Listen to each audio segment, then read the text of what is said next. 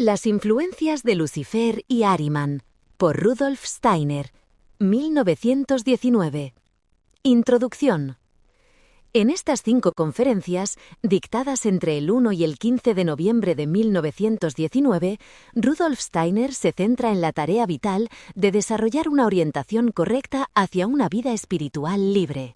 Con gran compasión y comprensión, muestra, mediante ejemplos elocuentes, cómo la humanidad debe caminar a través del camino intermedio y consciente entre los dos poderes tentadores de Lucifer y Ahriman. El Dr. Steiner describe la encarnación de Lucifer en el 3er milenio antes de Cristo, de la que surgió no solo la sabiduría del paganismo, sino también la conciencia intelectual que disfrutamos hoy. Se muestra también cómo Ahriman se acerca a la humanidad a través de fenómenos como el materialismo, el nacionalismo y el literalismo, en preparación para su encarnación en el milenio que ahora comienza. Sin embargo, no debe pensarse que estos dos poderes actúan por separado, al contrario, trabajan cada vez más juntos. Nuestra tarea es mantenerlos en equilibrio, lo que requiere desarrollar una nueva forma de espiritualidad consciente. Primera conferencia. Cuando se discuten las cuestiones sociales desde un punto de vista científico-espiritual, no se hace por ningún motivo o impulso subjetivo. Todo se basa en la observación de la evolución de la humanidad y de lo que las fuerzas subyacentes a esa evolución exigen de nosotros ahora y en el futuro inmediato. Revelar los impulsos más profundos que actúan en el presente no es una tarea grata, pues hay poca inclinación a adentrarse en tales asuntos con verdadero empeño. Pero nuestra época exige este empeño en todo lo que concierne a los asuntos humanos, sobre todo el abandono de prejuicios y preconcepciones. Hoy, por tanto, expondré ante ustedes ciertos aspectos más profundos de cuestiones a las que a menudo se ha hecho referencia. Una vez más es necesario examinar un periodo bastante largo en la vida de la humanidad. Como saben, distinguimos la época actual de otras, calculando que comenzó a mediados del siglo XV después de Cristo. La llamamos la quinta época postatlante, diferenciándola de la época anterior, que comenzó en el siglo VIII a.C. y se denomina época greco-latina por los pueblos responsables de su cultura. Le precedió la época de la civilización egipcio-caldea. Cuando consideramos la época egipcio-caldea, descubrimos que los registros de la historia ordinaria se desvanecen. Incluso con la ayuda de los conocimientos egipcios y caldeos accesibles, las pruebas externas no nos llevan muy atrás en la historia de la humanidad. Pero no es posible comprender lo que es importante para el presente si no entendemos las características intrínsecas de esa tercera época postatlante de cultura. Sin duda, son conscientes de que, en la historia ordinaria de aquella antigüedad, toda civilización, toda cultura en el mundo entonces conocido, recibe el nombre de paganismo. Como un oasis, surge en su seno la cultura hebrea, como preparación para el cristianismo. Pero, dejando aparte por el momento esta cultura judía, que difería tan fundamentalmente de las otras formas de vida civilizada precristianas, dirijamos nuestra atención al paganismo. Su característica especial puede decirse que radica en su sabiduría, en su profunda comprensión de las cosas y los procesos del mundo. El conocimiento contenido en el paganismo tenía su origen en los antiguos misterios y, aunque, según la erudición moderna, posee un carácter mítico y pictórico, debe enfatizarse que toda la imaginería, todas las imágenes que han llegado a la posteridad desde este antiguo paganismo son frutos de una profunda perspicacia.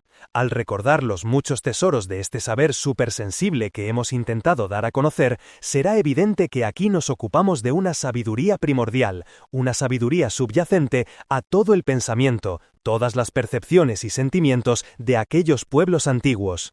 Un tipo de eco de esta sabiduría primordial, una tradición en la que estaba enmarcada, sobrevivió aquí y allá en sociedades secretas, en realidad en una forma saludable, hasta finales del siglo XVIII y principios del XIX. En el siglo XIX, la fuente se secó y los vestigios que quedan han pasado a manos de grupos aislados pertenecientes a ciertas nacionalidades. Y lo que poseen las sociedades secretas ordinarias hoy en día ya no puede considerarse saludable ni como una tradición auténtica de la antigua sabiduría pagana.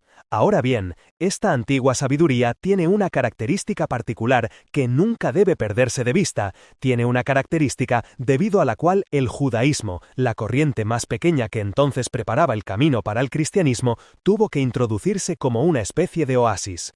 Si este antiguo paganismo se comprende correctamente, se descubrirá que contiene una sabiduría sublime y profundamente penetrante, pero ningún impulso moral para la acción humana.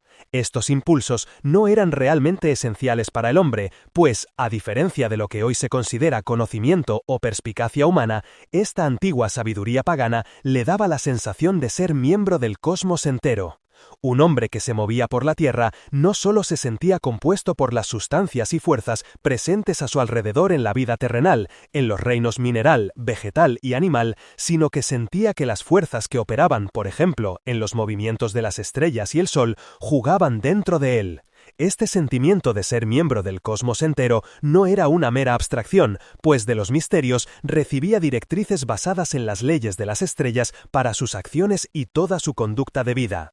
Esta antigua sabiduría estelar no tenía nada que ver con la astrología aritmética que a veces se considera valiosa hoy en día, sino que era una sabiduría expresada por los iniciados de tal manera que de los misterios emanaban impulsos para la acción y la conducta individuales.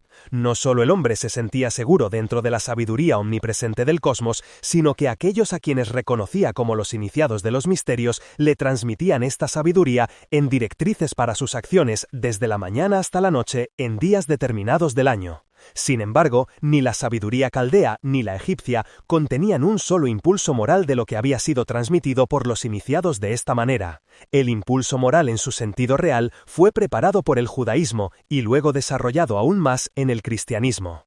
Inevitablemente surge la pregunta: ¿por qué esta sublime sabiduría pagana, aunque no contenía ningún impulso moral, pudo florecer, por ejemplo, en la antigua Grecia, con tanta belleza artística y grandeza filosófica? Si retrocediéramos mucho más, a una época de más de 3000 años antes de la era cristiana, encontraríamos que, junto con los impulsos de la sabiduría, también llegó un impulso moral, que los principios morales, la ética que necesitaban esos hombres antiguos, estaban contenidos en esta sabiduría. Pero una ética específica, un impulso moral específico, como el que llegó con el cristianismo, no era una parte integral del paganismo. ¿Por qué?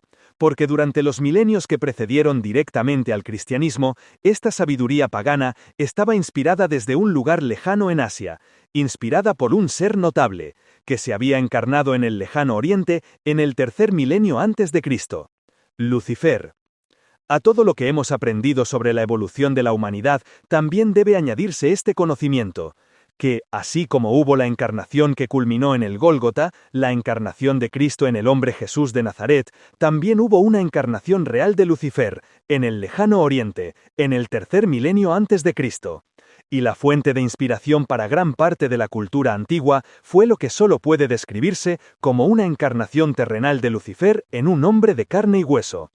Incluso el cristianismo, incluso el misterio del Gólgota tal como se desarrolló entre los hombres, fue comprendido al principio por los únicos medios disponibles entonces, es decir, la antigua sabiduría luciférica. El carácter unilateral de la gnosis, por toda su asombrosa profundidad, proviene de la influencia que se había extendido desde esta encarnación de Lucifer por todo el mundo antiguo. La significación del misterio del Gólgota no puede comprenderse plenamente sin el conocimiento de que, algo menos de 3000 años antes, había tenido lugar la encarnación de Lucifer. Para que la inspiración luciférica pudiera ser elevada más allá de su unilateralidad, llegó la encarnación de Cristo, y con ella el impulso para la educación y el desarrollo de la civilización europea y su ramificación americana. Pero desde mediados del siglo XV, desde que el impulso para el desarrollo de la individualidad, de la personalidad, ha estado en acción, esta fase de la evolución también ha contenido en sí ciertas fuerzas mediante las cuales se está preparando la encarnación de otro ser supersensible. Así como hubo una encarnación de Lucifer en la carne y una encarnación de Cristo en la carne, también, antes de que haya transcurrido ni siquiera una parte del tercer milenio de la era poscristiana, habrá, en Occidente, una encarnación real de Arimán, Arimán en la carne. La humanidad en la Tierra no podrá escapar a esta encarnación de Arimán, llegará inevitablemente. Pero lo que importa es que los hombres encuentren el punto de vista correcto desde el cual enfrentarla. Siempre que se prepara una encarnación de este carácter, debemos estar alerta a ciertas tendencias indicativas en la evolución. Un ser como Ahriman, que se encarnará en Occidente en el futuro, prepara esta encarnación con antelación. Con miras a su encarnación en la Tierra, Ahriman guía ciertas fuerzas en la evolución de tal manera que puedan serle de la mayor ventaja posible. Y el mal resultaría si los hombres vivieran en un estado de adormecimiento, incapaces de reconocer ciertos fenómenos en la vida como preparativos para la encarnación de Ahriman en la carne. Solo se puede tomar la postura correcta reconociendo en una u otra serie de eventos la preparación que Ahriman está haciendo para su existencia terrenal. Y ha llegado el momento de que los individuos sepan qué tendencias y eventos a su alrededor son maquinaciones de Ahriman, ayudándole a prepararse para su próxima encarnación.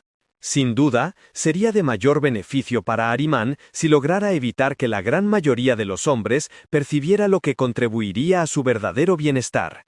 Si la gran mayoría de los hombres considerara estas preparaciones para la encarnación de Ahriman como progresivas y buenas para la evolución. Si Ahriman pudiera colarse en una humanidad inconsciente de su llegada, eso le alegraría más que nada. Por esta razón, los acontecimientos y tendencias en los que Ahriman trabaja para su futura encarnación deben ser puestos en evidencia. Uno de los desarrollos en los que el impulso de Ahriman es claramente evidente es la propagación de la creencia de que las concepciones mecánicas y matemáticas, inauguradas por Galileo, Copérnico y otros, explican lo que ocurre en el cosmos. Por eso, la ciencia espiritual antroposófica insiste tanto en que debe discernirse el espíritu y el alma en el cosmos, no solo las leyes matemáticas y mecánicas propuestas por Galileo y Copérnico, como si el cosmos fuera una enorme máquina. Sería un presagio de éxito para las tentaciones de Ahriman que los hombres persistieran en calcular simplemente las revoluciones de los cuerpos celestes, en estudiar la astrofísica con el único propósito de determinar la composición material de los planetas, logro del que el mundo moderno se enorgullece tanto. Pero, ¡ay de nosotros si este copernicanismo no es confrontado con el conocimiento de que el cosmos está impregnado de alma y espíritu! Es este conocimiento el que Ahriman, al preparar su encarnación terrenal, quiere ocultar a los hombres. Le gustaría mantenerlos tan obtusos que solo puedan captar el aspecto matemático de la astronomía. Por eso, tienta a muchos hombres a llevar a cabo su repugnancia por el conocimiento concerniente al alma y al espíritu en el cosmos. Esto es solo una de las fuerzas de corrupción que Ahriman vierte en las almas de los hombres. Otro medio de tentación conectado con su encarnación, también trabaja en cooperación con las fuerzas luciféricas, es preservar la actitud ya muy extendida de que, para el bienestar público, es suficiente con que se satisfagan las necesidades económicas y materiales de los hombres. Aquí llegamos a un punto que no se enfrenta de buena gana en la vida moderna.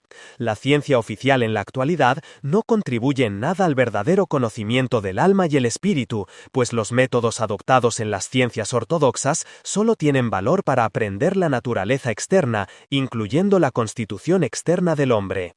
Piensen con qué desprecio el ciudadano promedio considera hoy cualquier cosa que le parezca idealista, cualquier cosa que parezca ser un camino que conduzca de alguna manera a lo espiritual. En el fondo, siempre se pregunta, ¿de qué sirve? ¿Cómo me ayudará a adquirir los bienes de este mundo? Envía a sus hijos a una escuela pública, quizá él mismo haya asistido a una, los envía a una universidad o a un instituto de estudios avanzados. Pero todo esto se hace únicamente para sentar las bases de una carrera, es decir, para proporcionar los medios materiales de subsistencia. Y ahora piensen en las consecuencias de esto. ¿Cuántas personas hay hoy que ya no valoran el espíritu por el espíritu, ni el alma por el alma? Están dispuestas a absorber de la vida cultural solo lo que se considera útil. Este es un factor significativo y misterioso en la vida de la humanidad moderna, y uno que debe ser elevado a la plena luz de la conciencia. El ciudadano promedio, que trabaja asiduamente en su oficina de la mañana a la noche y luego sigue su rutina vespertina habitual, no permitirá que se mezcle con lo que él llama las tonterías que se encuentran en la antroposofía. Le parece completamente redundante, pues piensa, eso es algo que no se puede comer. Al final, aunque la gente no lo admita, en la vida ordinaria nada, en cuanto a conocimiento, se considera realmente útil, a menos que ayude a poner comida en la boca. En este contexto, los hombres de hoy han sucumbido a un extraño error. No creen que el espíritu pueda comerse, y sin embargo, los mismos que dicen esto, comen el espíritu. Aunque puedan negarse a aceptar cualquier cosa espiritual, no obstante, con cada bocado que pasa de la boca al estómago, están devorando lo espiritual, pero desviándolo por un camino distinto al que conduce al verdadero bienestar de la humanidad. Creo que muchos europeos piensan que es un mérito de su civilización poder decir, nosotros no somos caníbales. Pero estos europeos y sus afines americanos no son, sin embargo, menos devoradores de alma y espíritu. La devoración sin alma de los alimentos materiales conduce al desvío del espíritu. Es difícil decir estas cosas hoy, pues a la luz de tal conocimiento, piensen lo que tendría que decirse de una gran parte de la cultura moderna. Mantener a los hombres en el estado de ser devoradores del alma y el espíritu es uno de los impulsos de Ahriman en preparación para su encarnación. En la medida en que los hombres puedan ser despertados para conducir sus asuntos no solo con fines materiales y para considerar una vida espiritual libre e independiente, al igual que la vida económica, como una parte integral del organismo social, en esa misma medida la encarnación de Ahriman será esperada con una actitud digna de la humanidad. Otra tendencia en la vida moderna que beneficia a Ahriman en la preparación de su encarnación es todo lo que se evidencia claramente en el nacionalismo. Todo lo que pueda separar a los hombres en grupos, todo lo que pueda alejarles de la comprensión mutua en todo el mundo y sembrar divisiones entre ellos, fortalece el impulso de Ahriman. En realidad, deberíamos reconocer la voz de Ahriman en lo que tan a menudo se proclama hoy como un nuevo ideal, la libertad de los pueblos, incluso de los más pequeños, y así sucesivamente. Pero el parentesco sanguíneo ha dejado de ser el factor decisivo, y si persiste esta noción caduca, estaremos jugando directamente en manos de Ahriman. Sus intereses también se promueven por el hecho de que los hombres se ocupen de las opiniones partidistas más divergentes, de las cuales una puede justificarse tan fácilmente como la otra. Un programa socialista y un programa antisocialista pueden apoyarse en argumentos de igual validez. Y si los hombres no se dan cuenta de que este tipo de prueba yace tan completamente en la superficie que el no y el sí pueden justificarse por igual con nuestra inteligencia moderna, útil como es para la ciencia natural, pero no para un conocimiento diferente, si los hombres no se dan cuenta de que esta inteligencia yace enteramente en la superficie, a pesar de servir tan efectivamente a la vida económica, continuarán aplicándola a la vida social y espiritual indiscriminadamente. Un grupo probará una cosa, otro su exacto opuesto, y como ambas pruebas pueden demostrarse igualmente lógicas, el odio y la amargura, de los que hay más que suficiente en el mundo, se intensificarán. Estas tendencias también son explotadas por Ahriman en preparación para su encarnación terrenal. Además, lo que será de particular ventaja para él es la concepción cortoplacista y estrecha del Evangelio que es tan prevalente hoy. Ustedes saben cuán necesario se ha vuelto en nuestro tiempo profundizar en la comprensión de los evangelios a través de la ciencia espiritual. Pero también saben lo extendida que está la noción de que esto no es adecuado, que es reprochable llevar cualquier conocimiento real del espíritu o del cosmos a los evangelios. Se dice que los evangelios deben tomarse en toda su simplicidad, tal como están. No voy a plantear el tema de que ya no poseemos los verdaderos evangelios. Las traducciones no son reproducciones fieles de los evangelios auténticos, pero no propongo entrar en esta cuestión ahora, solo les presentaré el hecho más profundo, a saber, que no puede alcanzarse una verdadera comprensión de Cristo mediante la lectura simple y superficial de los evangelios queridos por la mayoría de las denominaciones y sectas religiosas hoy. En la época del misterio del Gólgota y durante algunos siglos después, aún era posible una concepción del Cristo real, porque los relatos transmitidos por la tradición podían entenderse con la ayuda de la sabiduría pagana y luciférica.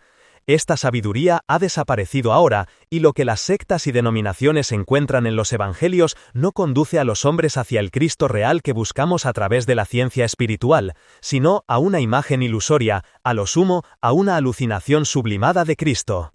Los evangelios no pueden conducir al Cristo real a menos que sean iluminados por la ciencia espiritual.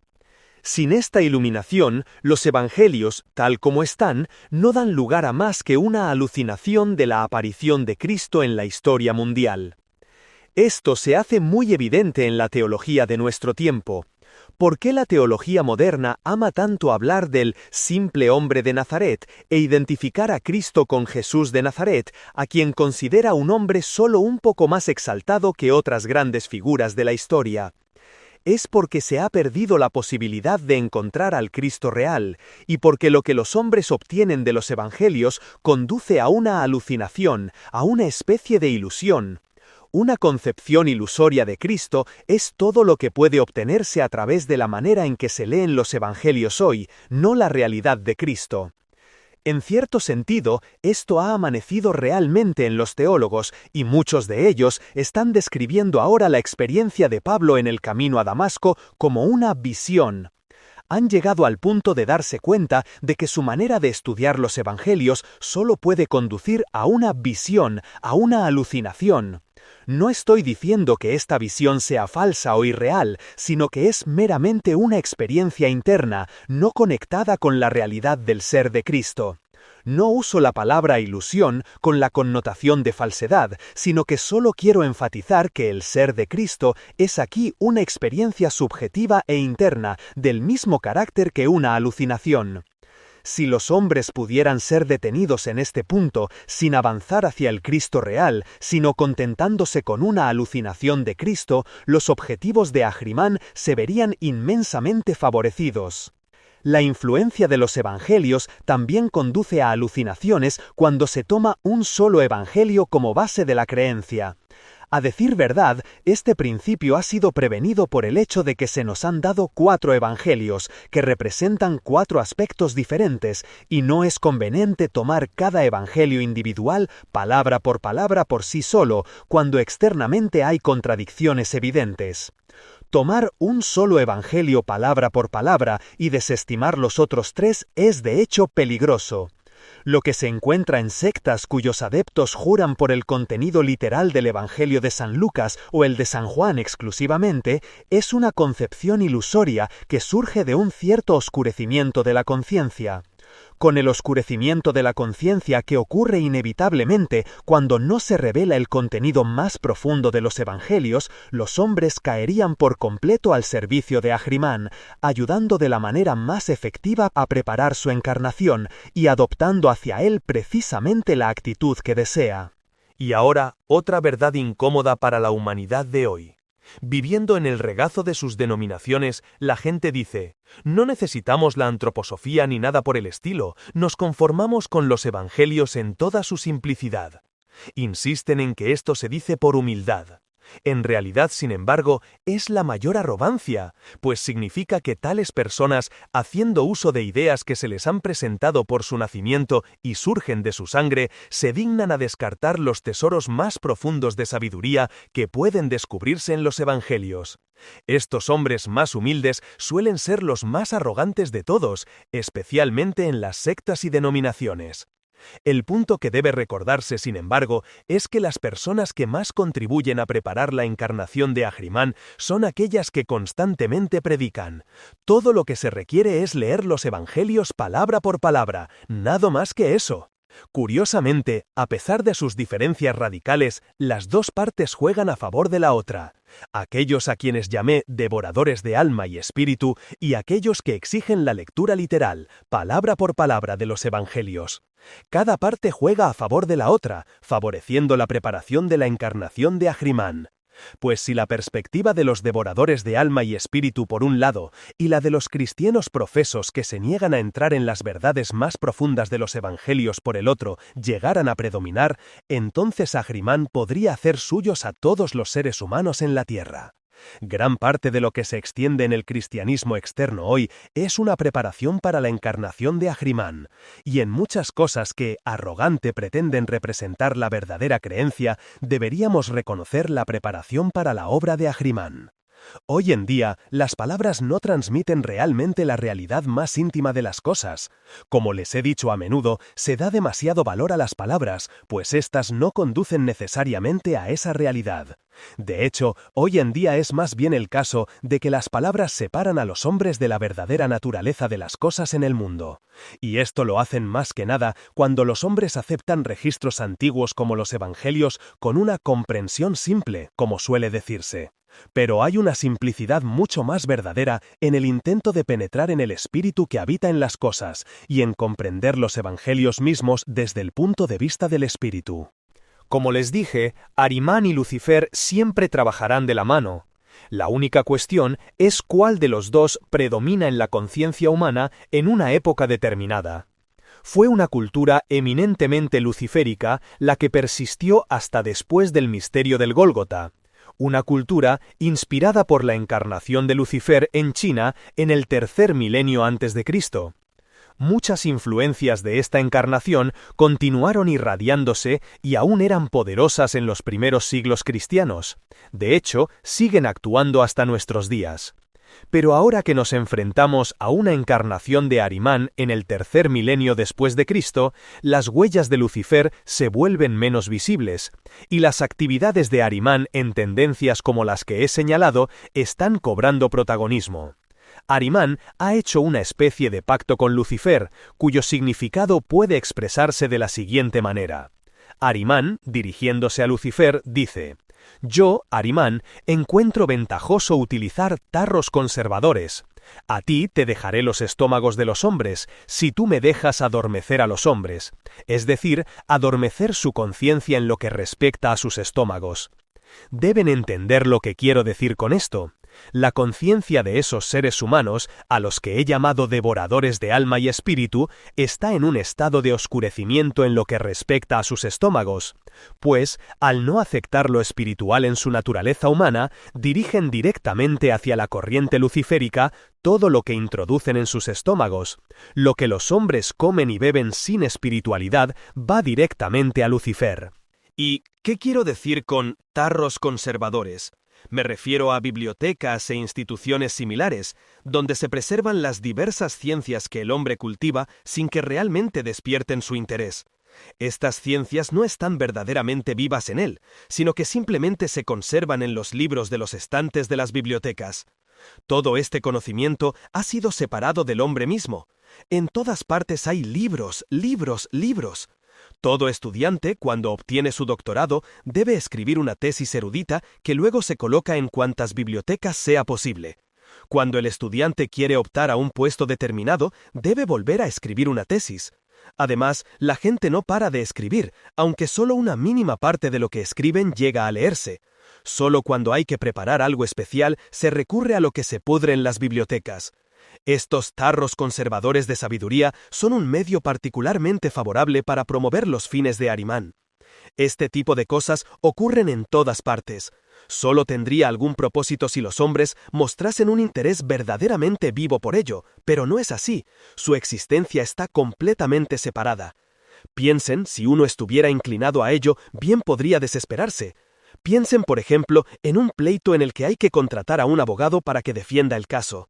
Llega el momento en que hay que tratar con él los asuntos. Los documentos se acumulan. Él los tiene todos allí, en un expediente, pero cuando uno empieza a hablar con él no tiene ni idea de las circunstancias. Hojea los papeles una y otra vez sin llegar a nada. No tiene ninguna conexión con sus documentos. Aquí hay una carpeta llena de ellos, allá otra. El número de documentos crece y crece, pero en cuanto al interés por ellos, simplemente no existe. Estos profesionales hacen desesperar a uno cuando se trata con ellos. En realidad no saben nada del asunto en cuestión, no tienen conexión con él, pues todo permanece en los documentos.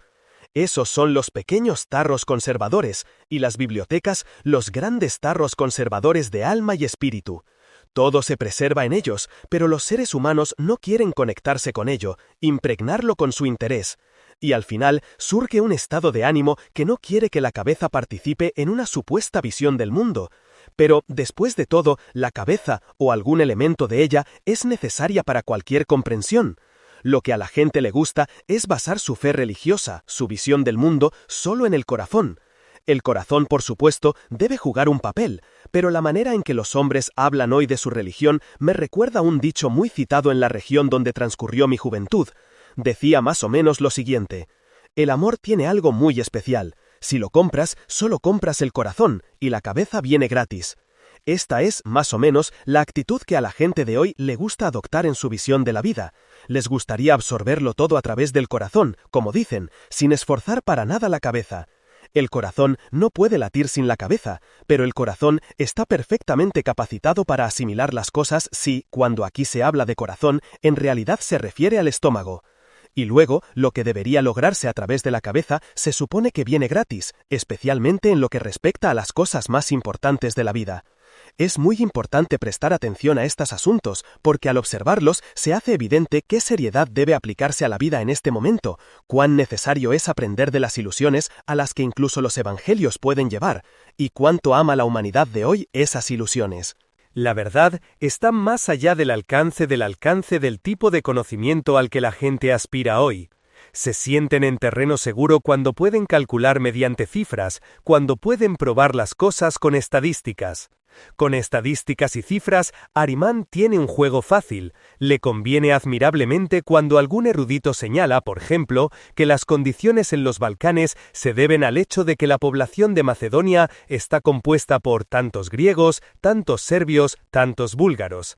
Nada puede resistirse a las cifras debido a la fe que se deposita en ellas, y Ahriman está más que dispuesto a explotar las cifras para sus propósitos. Pero más tarde uno empieza a ver lo fiables que son tales cifras. Ciertamente, las cifras a veces son un medio de prueba, pero si uno va más allá y examina más de cerca, a menudo nota cosas como las siguientes. En las estadísticas de Macedonia, por ejemplo, puede registrarse a un padre como griego, a un hijo como serbio y a otro hijo como búlgaro. Así, el padre se cuenta entre los griegos, un hijo entre los serbios y el otro entre los búlgaros. Lo que realmente ayudaría a llegar a la verdad sería descubrir cómo ha sucedido que, en la misma familia, uno se considere griego, otro serbio y otro búlgaro, y cómo esto afecta a las cifras, en lugar de aceptar simplemente las cifras que a la gente le parecen tan satisfactorias hoy. Si el padre es griego, naturalmente los hijos también son griegos. Las cifras son medios mediante los cuales los hombres son llevados por un camino favorable a Ahriman para su futura encarnación en el tercer milenio después de Cristo.